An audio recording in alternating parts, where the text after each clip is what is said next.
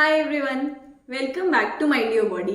Wish you all a very happy new year. Hopefully ये साल जो है वो बहुत अच्छा हो सबके लिए.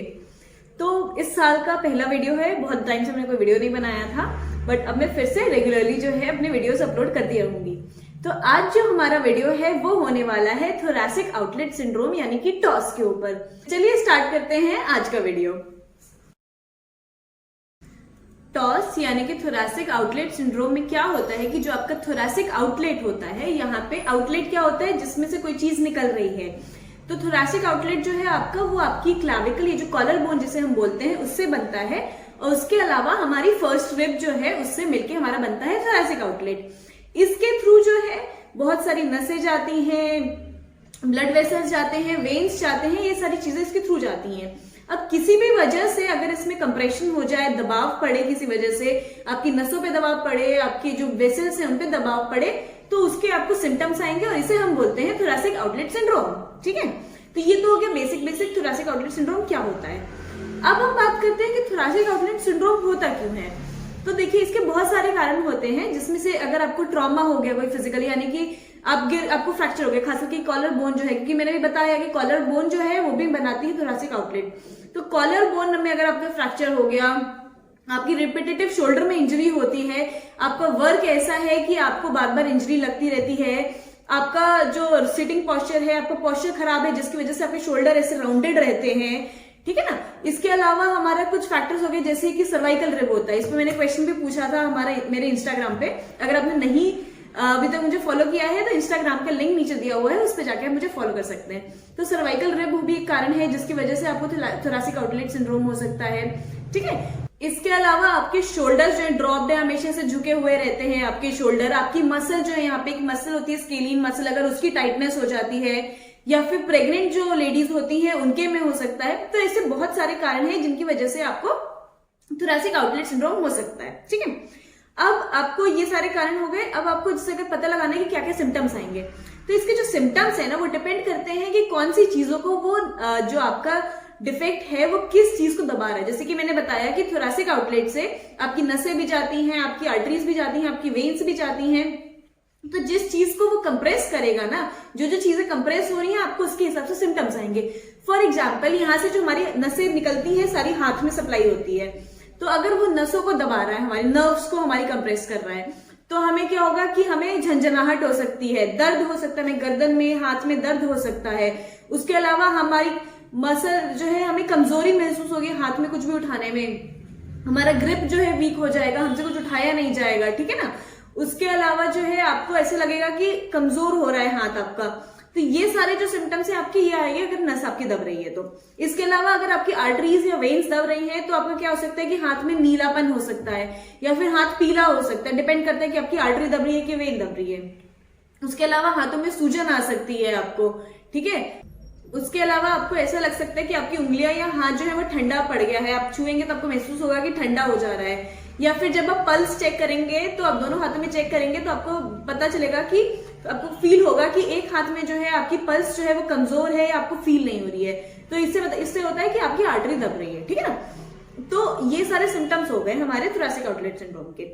अब अगर आपको पता लगाना है कि आपको एक्चुअली में थोरैसिक आउटलेट सिंड्रोम है कि नहीं है, तो उसका एक टेस्ट है, काफी कॉमन टेस्ट है जो आप आराम से अपने आप भी कर सकते हैं. उसे हम बोलते हैं रूज टेस्ट. ठीक है. तो इस टेस्ट में आपको क्या करना है कि अपने हाथों को इस तरीके से साइड में रखना है, दोनों एल्बो को बेंड करना है. उसके बाद से अपनी उंगलियों को जो है 3 मिनट तक खोलना है, बंद करना है. इस तरीके से आप देख रहे हैं 90 डिग्री पे मेरा शोल्डर ऐसे है और 90 डिग्री पे मेरा हाथ रहेगा. ठीक है. और फिर उंगलियों को खोलना है, बंद करना है 3 मिनट तक.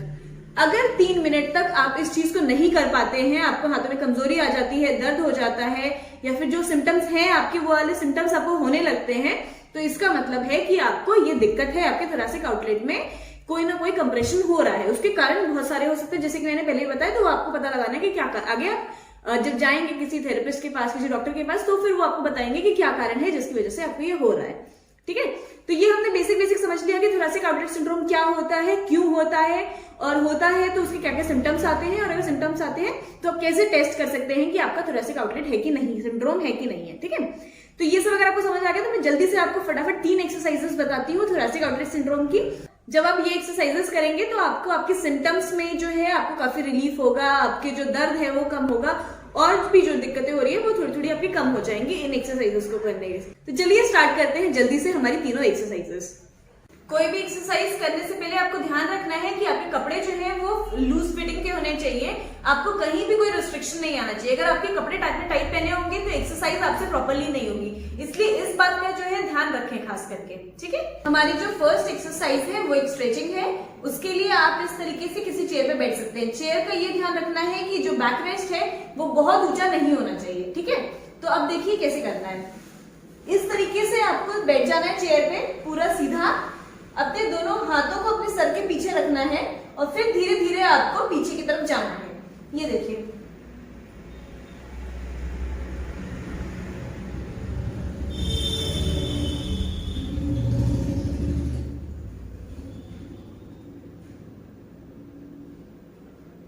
जब मैं ऐसे कर रही हूं तो मुझे यहाँ पे फील हो रहा है स्ट्रेचिंग, ठीक है। तो आप कोशिश करिए, अगर आप स्टार्ट करिए 10 रेपिटेशन से और धीरे धीरे अगर होल्ड कर सके तो उसको कोशिश करिए थोड़ा थोड़ा होल्ड करने की। तो ये हो गई हमारी फर्स्ट एक्सरसाइज। इसके अलावा ये पेक्टोरियल स्ट्रेच की एक और वीडियो मैंने बनाई थी, छोटी सी है, जो वॉल के साइड में खड़े होकर करने के लिए है। उसका वीडियो मैंने जो है इंस्टाग्राम पे डाला हुआ है, तो आप वहां पे जाके चेक कर सकते हैं। इसका एक और मॉडिफिकेशन, अगर आपको ये वाली नहीं करनी है तो आप वो वाली एक्सरसाइज भी कर सकते हैं पेक्टोरियल स्ट्रेच के लिए, ठीक है। जो हमारी सेकेंड एक्सरसाइज है उसके लिए आपको कोई थेराबैंड से ले लेना है। आप ये एक्सरसाइज बैठ के भी कर सकते हैं और खड़े होके भी कर सकते हैं। अब आपको करना क्या है कि अपने एल्बो को 90 डिग्री बेंड करना है इस तरीके से। हाथ में थेराबैंड पकड़ना है। ध्यान रखिए कि थेराबैंड ऐसे लूज नहीं होना चाहिए, पूरा पकड़िए इस तरीके से। और उसके बाद से आपको अपने इसको खींचते हुए दोनों हाथों को बाहर की तरफ लाने की कोशिश करनी है।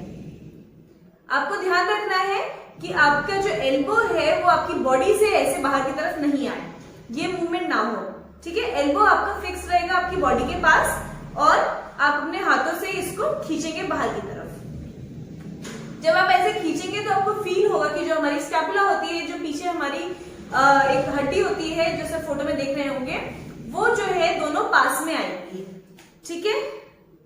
मैं आपको पीछे से दिखाती हूँ कि किस तरीके से दिखेगा।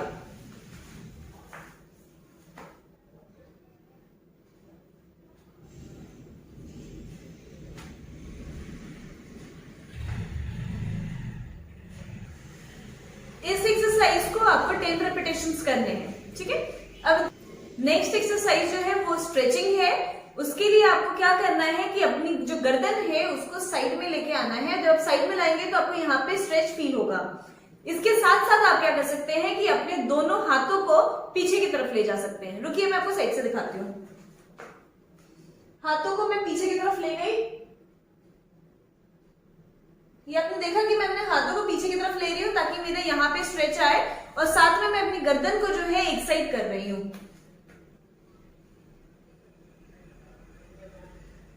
इससे यहाँ पे मुझे काफी अच्छा स्ट्रेच फील हो रहा है। अगर आपको इनिशियली एक्सरसाइज करने में दिक्कत होती है तो आप आराम से जो है चेयर पे बैठ के भी कर सकते हैं इस तरीके से। ये वाली एक्सरसाइज मैंने पीछे भी एक वीडियो में बताई हुई है नेक पेन की, उसका लिंक मैं डाल दूंगी डिस्क्रिप्शन बॉक्स में, आप देख सकते हैं। तो वो एक्सरसाइज है, आपको साइड में चेयर पे बैठ के इस तरीके से आपको अपनी गर्दन को साइड में लेके आना है और आपको स्ट्रेच फील होगा, ठीक है। जो स्ट्रेचिंग एक्सरसाइज है उसको 30 सेकेंड होल्ड करना है, 3 रेपिटेशंस करनी है। थेराबैंड वाली जो मैंने बताई थी वो आपको करनी है 10 रेपिटेशंस, और ये जो स्ट्रेचिंग है कोशिश करिए कि 30 सेकेंड तक होल्ड कर सके, 3 रेपिटेशंस करने हैं, ठीक है।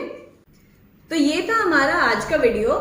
इसके अलावा जो मैंने आपको एक कारण बताया था कि सर्वाइकल रिब भी हो सकता है, तो सर्वाइकल रिब जो है उसके बारे में पूरा डिटेल एक अलग वीडियो बनाऊंगी मैं। उसमें मैं एक्सप्लेन करूंगी सर्वाइकल रिब क्या होता है और उसके लिए आपको क्या एक्सरसाइज करनी चाहिए अगर उसकी वजह से आपको थोरैसिक आउटलेट सिंड्रोम हो रहा है तो, ठीक है। ये एक्सरसाइजेस आज की होगी, आप इनको घर पे करिए, बताइएगा कि अगर आपको फायदा होता है तो मुझे कमेंट सेक्शन में लिख के जरूर बताइएगा, ठीक है।